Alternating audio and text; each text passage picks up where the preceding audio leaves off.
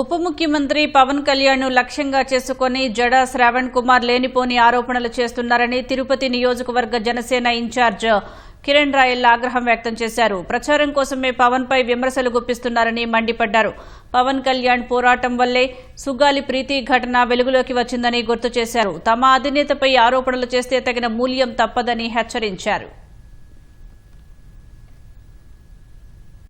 సీమలో ప్రముఖ రెడ్లందరినీ కూడా దాదాపు కాపులే అంటారు. ఇక్కడ ఆ విషయం తెలుసుకోవాయా. ఆ విషయం ఈ గుంటూరు విజయవాడ నడి రోడ్లు ఊగుతున్న ఈ ఆఫ్ కోర్ట్ అడ్వకేట్ తెలీదు.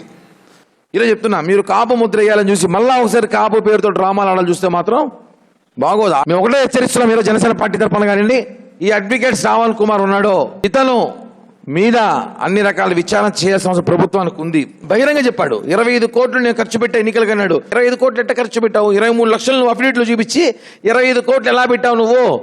దయచేసి పవన్ కళ్యాణ్ గారి మళ్ళా దీన్ని పవన్ కళ్యాణ్ గారు చుట్టూ తీసుకురావాలని ప్రయత్నిస్తే మాత్రం కొన్ని మేము మాట్లాడకూడదు, కొంతవరకే అని మేము ఆలోచిస్తున్నాం.